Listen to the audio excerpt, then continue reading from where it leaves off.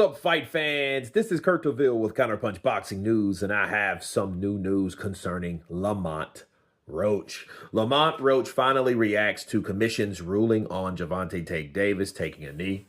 And this is what he had to say. He says, "Look, man, I'm going to tell you straight up. I ain't sue nobody. My team submitted an appeal on my behalf. What it looked like not having a team that don't pull the trigger on some shit that they know was wrong. They stood up for me. So all that lawsuit shit, y'all can put to rest.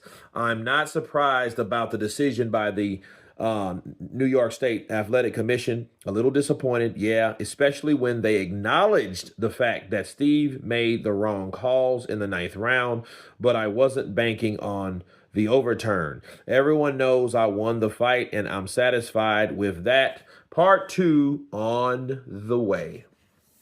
Those are the words of Lamont Roach, and let me counterpunch. I think Lamont is acting accordingly. I think he's taking it the way anybody in his position would take it. You think about it, he was the underdog. He was the guy that everyone bet against. He was the cherry pick. He was all of the above. He knew that people doubted him. He knew that people just wrote his ass off like a bad check. Even before he got in the ring, they knew that. They just thought this is another victim of Tank Davis based on the fact that Davis does cherry pick or his team.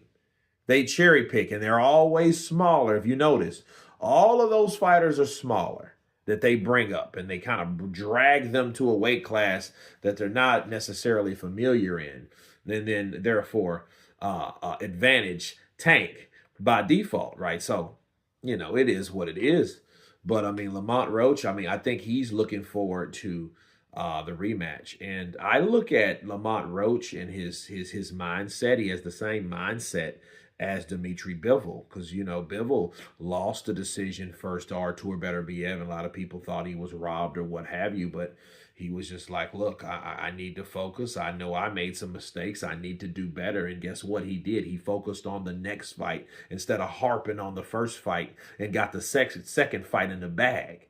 So that's how you do it. And I think that's the whole mindset of Lamont Roach, which is a great mindset to have, because a lot of times people can milk up that whole idea like it was down and I got a knockdown, I won on points, and they screwed me, they this, they that, and at the same time, you know it's negative, so you're drawing in this negative energy. You know what I'm saying? So when you're doing that, you're not helping yourself for the future, because you're caught with that injustice, because you're still talking about yesterday instead of talking about tomorrow. Okay, so I think Lamont Roach has a great mindset. Like, look, don't worry, I'm going to get his ass, because I can do the same thing I did in the first fight. It wasn't a fluke. I just got his number more than likely, and I know how to handle Tank Davis, like others have not. But then others haven't really challenged Tank because others ain't had the opportunity to challenge Tank until Tank, you know, except for Lomachenko. And Lomachenko, I think, made a right choice.